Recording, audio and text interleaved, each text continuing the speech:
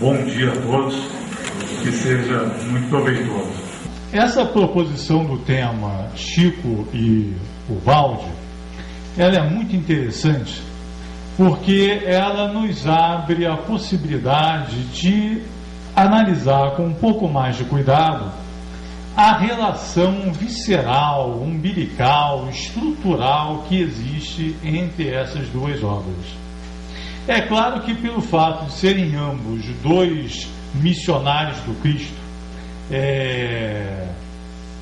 evidentes, assim, né, impressionantes em seu comportamento, em sua atitude, na variedade, na profundidade das suas obras, é claro que isso já facilita a identificação, né? Há um elemento ali de comportamento, há uma atitude cristã que se destaca de tal maneira nas duas biografias que se percebe a identidade, né, na essência ali, no vínculo com Cristo. São duas obras cristocêntricas.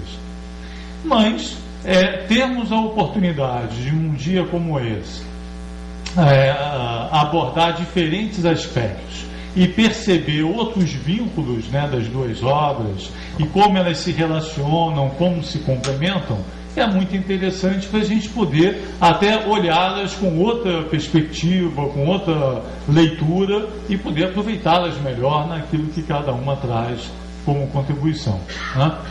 Então, nós procuramos fazer isso. Como essa é a primeira palestra do dia, nós procuramos fazer como se fosse uma visão geral, procurando mostrar alguns pontos de contato que nem sempre são destacados, são assim, salientados ao longo das conversas, para que a gente depois possa aproveitar até melhor as palestras que virão por conta dessa introdução. Para começar aqui, eu quis trazer um grande participante de congressos espíritas, que foi o Leon Denis, né, que presidiu o Congresso Espírita Internacional de 1925.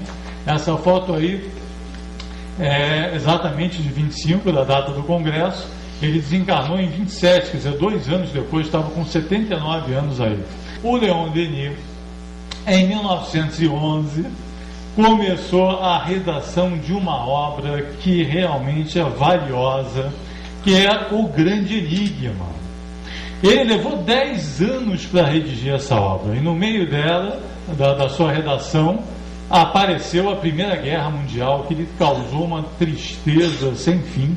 Ele já estava muito adoentado, praticamente cego, então estava realmente num momento muito difícil, né, da sua trajetória final, mas ele dedicou 10 anos desse tempo à redação de O Grande Enigma.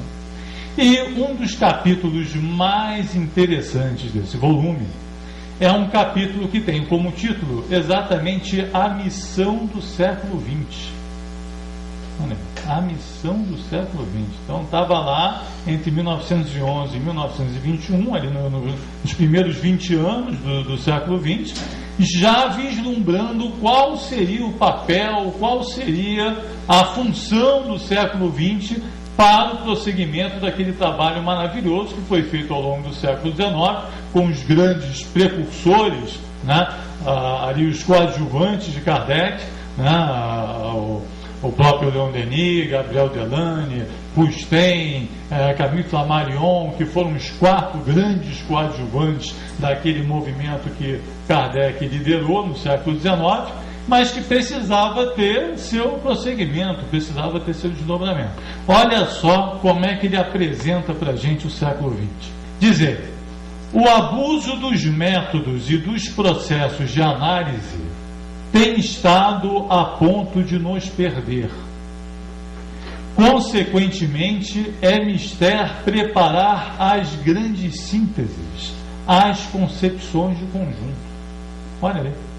Naquele momento, ele estava, né, salientando para a gente, criticando o excesso de especialização que a ciência apresentava naquela virada do século XIX para o século XX. Né? Uma supersegmentação do conhecimento, um materialismo predominante, entendendo que as análises da ciência e o seu método de detalhamento exaustivo de cada assunto seriam suficientes para nos dar as verdades completas, as respostas completas, né, para o progresso do conhecimento. E ele, percebendo que não, claramente se manifestava: não, nós precisamos das grandes sínteses, nós precisamos das visões do conjunto, precisamos de uma visão unitária do todo, e não essa super segmentação, essa super especialização que está ali se apresentando, nadando contra a corrente da tendência que se apresentava naquele momento. Mas diz mais, diz ele: para aplicar métodos novos são precisos homens novos.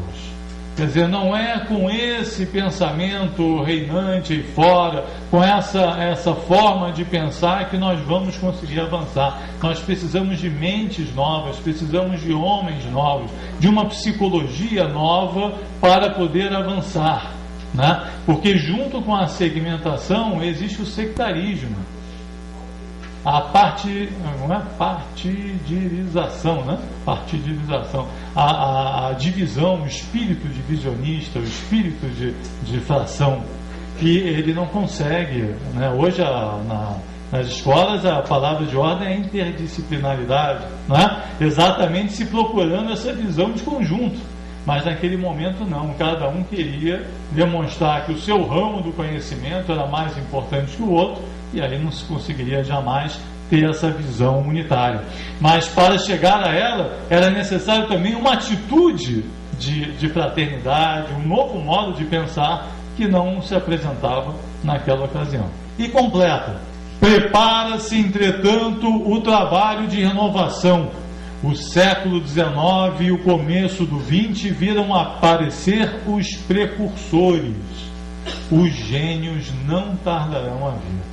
Então ele chama a atenção para a necessidade de uma grande síntese, chega a usar a expressão grande síntese, mostra a importância histórica, cultural, o momento, a relevância do momento, né, de termos aquela síntese que faltava, e ainda diz: os gênios não tardam a vir.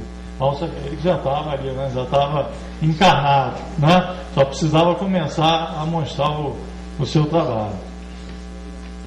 Então, olha, eu fui procurar o significado da palavra gênio, só para a gente aprofundar aqui a análise. Olha o que diz lá o Michaelis, né? Substantivo masculino, vem do latim gênio, tem diversos significados, mas eu destaquei 4 aqui. O mais alto grau de potência intelectual que o espírito humano pode atingir, né? Os gênios não tardarão a vir. O que significa a palavra gênio? O mais alto grau de potência intelectual que o espírito humano pode atingir.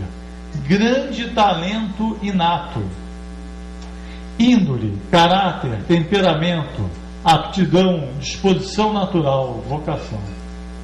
Então estamos falando realmente do biótipo superior lá do pensamento baldiano, né? Do evolvido, do evoluído, daquele que se apresenta acima da média, daquele que apresenta determinadas competências, determinadas inteligências, determinadas propriedades acima dos limites estabelecidos pelo padrão geral. Esse é o gênio em todas as áreas, em todas as épocas, que se sobressai da média do padrão estabelecido. Quais foram os gênios que apareceram? Ele fala no plural, né? Ele não fala assim: o gênio não tarda a vir. Ele fala no plural. Leon Denis desencarnou em 12 de abril de 1927. Portanto, 2 anos depois daquela foto que a gente viu e 6 anos depois de ter redigido lá o Grande Enigma. Foi praticamente seu Canto do Cisne, né? Ele estava fechando ali, o Gabriel Delany desencarna em 26.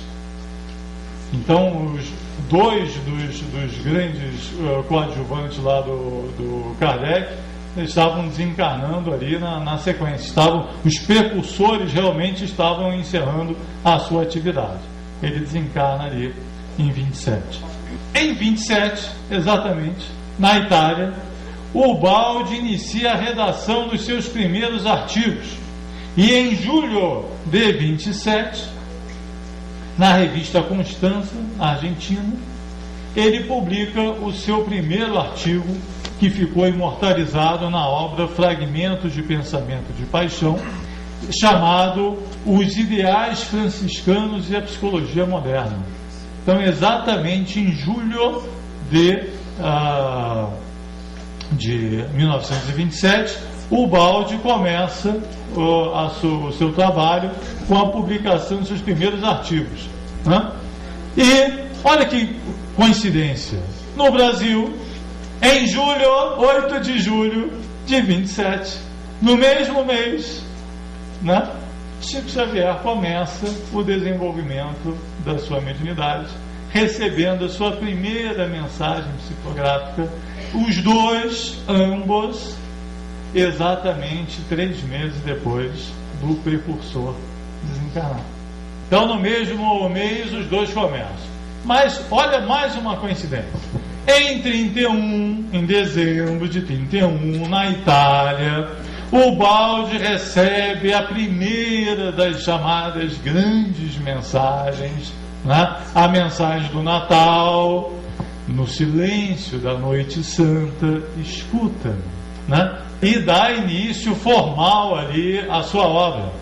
No mesmo mês, no Brasil, em dezembro, conclui-se a elaboração da primeira obra psicografada por Chico Xavier, o Parnaso de Além Túmulo, com o mais belo prefácio de toda a obra de Chico Xavier, no nosso entendimento, na nossa apreciação, o mais belo prefácio da obra do Chico, dos 450 volumes, é o do Parnaso.